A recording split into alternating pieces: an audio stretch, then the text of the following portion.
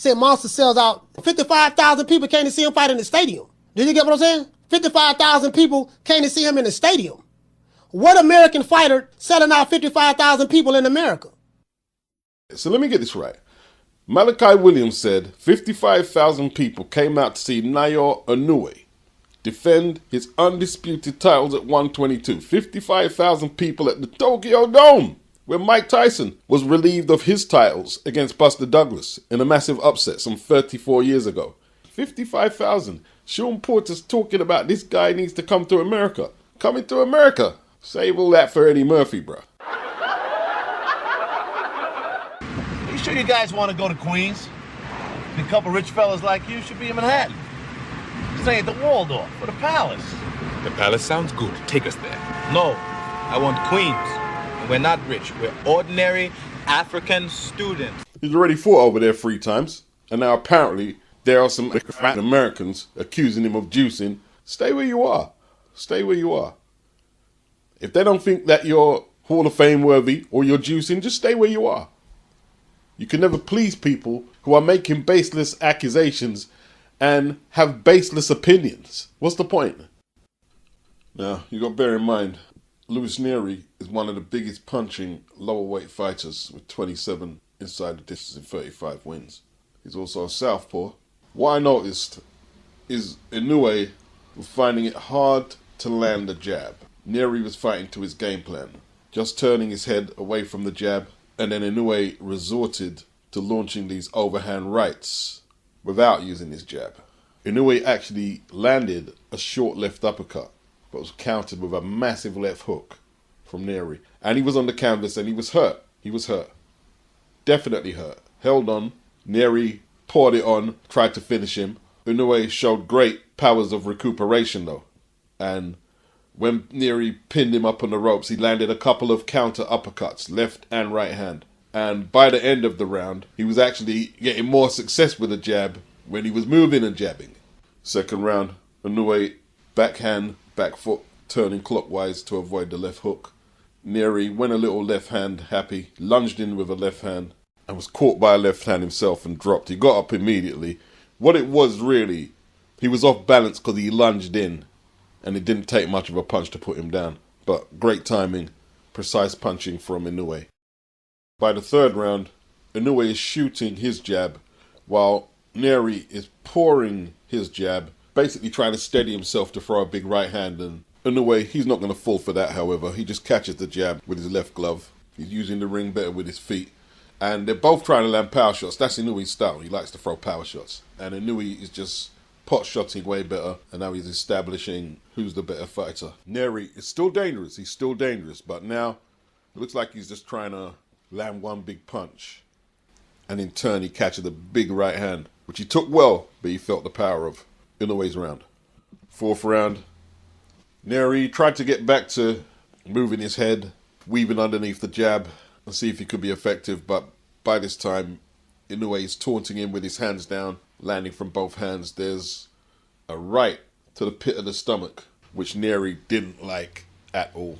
Knew what was coming. All he had was his pride and bravado. He was saying like, yeah, I can take it. Yeah. He was talking to Inoue. As Inoue dropped his hands, stared into Nery's face wide-eyed, moved around the ring, threw some power shots, and basically styled on him. Round 5, Nery marked up underneath the right eye. His nose looks damaged. Credit due, because he's coming forward trying to land a big punch. And you know what that means? He's walking right into the line of fire. He's getting hit with some hard counters. There was a 1-2, which, how he stood up from it, only him and God knows. He was forcing the fight.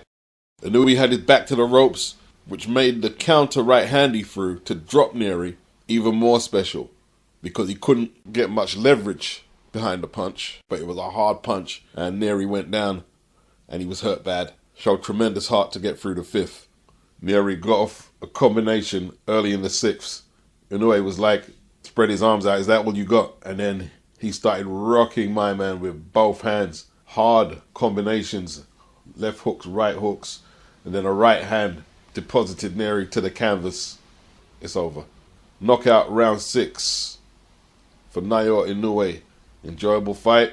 We now know Inoue can be flawed, can be hurt, but we also know he can get back up. And he can dish it out as well as take it. He retains all 4 belts at 122. Big up Lewis Nery. In all truth, I don't know how Inoue got up from that first left hook, because Nery couldn't have landed it cleaner and any harder than that. I don't know how he got up. Nery did the best he could, but he can only fight one weight, and that's coming forward. Yeah? He has no lateral movement. He has no back foot skills.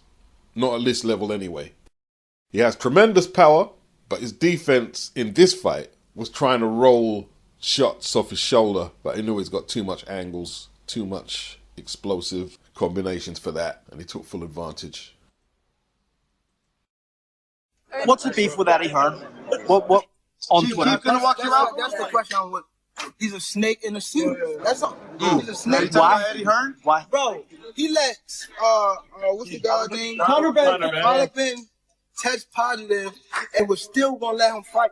He still was gonna let him fight. Dillian Wyatt fought after he tested. Who? Dillian Wyatt, the heavyweight. Dillian White.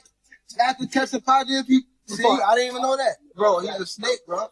Eddie Hearn is a snake in a suit. That's rich, coming from someone who abuses women, flees the scene in a hit and run, leaving the injured party to fend for themselves. In hindsight, the Conor Ben fight should have been called off, but it wasn't down to just Eddie. It was down to the British Boxing Board of Control, who had the information. When Eddie Hearn had it, UCAD had the information. Chris Eubank Jr. and his promoter had the information, and they wanted to continue to fight because they had their own private investigators to probe whether they should take the fight or not. And they came up that the trace amounts in Conor's system of clofamine were no threat to be performance enhancing. It wasn't just down to Eddie. And the Dillian White Oscar Rivas incident wasn't down to Eddie. That was down to confidentiality. But yeah, the Eubank one should have been called off. Of course it should have been. Did you hear Eddie Setback throwing Dillian's name in there? Talks about reporting Eddie Setback. If you were reporting and doing your due diligence, you would know that UCAD withdrew any charges against Dillian, clearing him of any wrongdoing, and it was UCAD and the British Boxing Board of Control who let Dillian fight, not Eddie Hearn. But I guess Tank Davis and those around him are going to say Eddie pulled strings to clear Dillian. I heard somebody in the comment section saying, keep the same energy for Conor Ben, referring to me.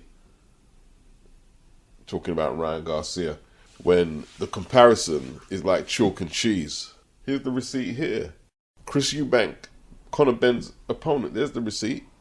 And his promoter was satisfied that Conor Ben was fit to fight. The board didn't get on their high horse until the mole gave them the heads up that we're going to leak this, and then they proceeded to let us know this is not in the best interest of boxing. That's what they did. It's not the same. I've never once said Conor was innocent. And yes, Callie Sauerland, Nee Sauerland, Eddie Hearn are greedy boxing promoters. Of course they are. As soon as any controversy was brought to them, they should have distanced themselves from the whole thing. But here's the thing. The British Boxing Board of Control don't acknowledge VADA testing. So Conor was cleared to fight at the time. He was cleared to fight. But you see the likes of ELLIE SECKBACH, they don't know nothing about British boxing. They don't know nothing about the British rules. They probably don't even know the rules in their own country. They know nothing at all. They're ignorant people. Yeah? Just talking. Just like the British Boxing Board of Control did not acknowledge the VADA test that popped Billy Joe Saunders when he was supposed to fight Demetrius Andrade.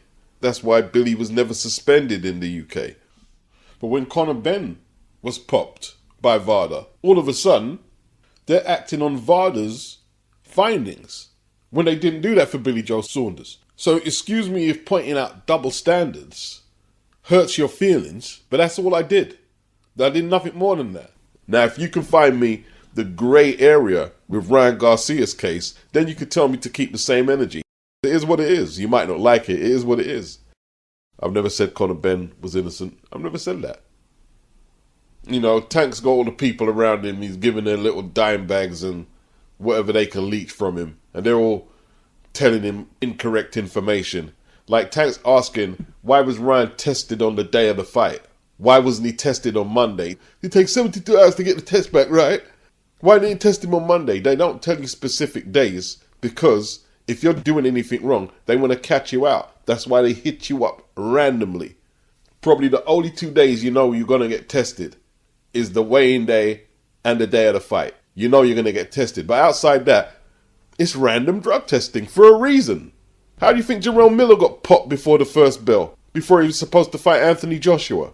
So what should they have done? Told him, yeah, we're coming around on this date. He would have tried to cycle off if he knew when it was coming. Although I don't think Miller would be able to cycle off with what he had in his system. He'd have to do the fucking Tour de France. They make it random. So if you are doing something that you shouldn't be doing, it's going to mess with your cycling, your microdosing, etc. That's why they do that. And Ryan was tested with urine, the more rudimentary form of testing, nandrolone and ostarine. And there's Tank defending him, calling Eddie Hearn a snake. They're all snakes, Tank. They're all snakes if that's the case. Like when Bob sent Lopez over to the Yaqui tribe commission, knowing that they was going to overlook his violation and allow him to fight. And defend his title even though he was popped. So what, you scared of Bob Arum? You know why you're not saying Bob Arum is a snake? You know, Oscar's talking about Canelo popped twice. He popped twice. Well, wasn't you riding the train when they done that press conference and they had lawyers, doctors, the WBC there who changed the violation on clenbuterol because of Canelo to exonerate him? They're all snakes. Frank Warren was backing Billy Joe Saunders, wasn't he, when he got popped in Boston? That's what all promoters do. They're all snakes. Liam Smith, Dave Allen, informed the media not only was there no VADA testing for their upcoming fights last year, there was no UCAD testing. Nothing in place. On boxer cards, Sky Sports, the New York State Athletic Commission, are also going to test the B sample as well as VADA because they have their own samples collected the same day that VADA, I'm assuming, did the weigh-in and the day of the fight samples. So is Tank suggesting that Eddie infiltrated VADA and their test samples? What about the New York State Athletic Commission? He's tampered with their samples as well? Some people have got too much insecurities when Eddie Hearn comes up and they basically think he can do anything and get away with it. That's your insecurity. And I'm not going to go into that. A lot of people know what I'm talking about. The less said, the better. Ryan Garcia talking about he's going to sue Victor Conte and VADA. What are you going to sue them for? Your failed tests. So what about the tests that you passed? We shouldn't be suspicious about them, just the ones you failed. He better be good to his word. Go sue Conte, go sue VADA, and he better make sure he fights till the end. Because right now, he's calling out a lot of people who have influence, connections with the media, the laboratories, money, power, respect. If he was saying they were crooked when they did him over on the tests, you're going to find out now. Why do you think Conor Ben's out of the game for so long? He was running his mouth. I'm going to sue this, I'm going to sue that, I'm going to sue this. You can't do that with these people. These people don't go on social media to get even, tweeting up crap and taking the tweets down. These guys play the long game. They ain't trying to roast people on Twitter or on Instagram. You'll just be blackballed, wondering how it happened. Now, what is good defense? Now, I'm not going to go coaching manual on you because I'm not qualified to do so. Good defense, and we've got to take into account the circumstances. You're up against a 6-foot volume puncher, long reach with a good chin, hard puncher, and you're 5'8" at best. Now, the question you have to answer, did you see Canelo's head rocked back from combinations or single punches? And the answer is, no, you didn't. And now you have to explain is how that wasn't good defense. It wasn't good defense. It was excellent defense. For the fact that he stayed in range so he could land his own power shots. And I haven't seen the CompuBox, but I'm sure the CompuBox will back up my guess that he probably outpunched Jaime on power punches. But Canelo's jab was brilliant. When he threw it, it was brilliant. He was economical and he wasn't running around the ring. He stayed in range with a volume puncher. In range with a volume puncher, landed his own punches and barely got hit himself with flush punches. Barely got hit with flush punches himself. Funnily enough, I think John Ryder might have actually hit Canelo with more cleaner punches than Jaime did. There was a slight bruise on Canelo's cheek. Slight reddening. But that was it. That was it. He was ready to take photo shoots without no filters needed or makeup. Yeah, it was a great performance. You know, first couple of rounds, Jaime took them, but Canelo was never panicked. He was doing a little scouting report, and once that was completed, he went to work. I spotted the right uppercut that he landed in the fourth to score the knockdown. I spotted that earlier. And I said, yeah, you got to watch out, Jaime. He's looking to take your jaw off with that one. If you were watching the fight with... He should be fighting Benavidez instead of Jaime. If you were watching it with that lens, then you're going to find criticism. Then your bias is going to lend to an uneven appraisal of what actually happened in the ring. It was definitely one of the better boxing displays of the year. 100%. I don't mind if I'm outnumbered by a lot of people who want to see the Benavidez fight or want to have critics. I don't mind. I know what I saw. He fought a brilliant fight. Some people are saying Jaime was too green. Too green? He's 27 years of age. 34 knockouts in 44 fights. He's been trained by Eric Morales and Freddie Roach.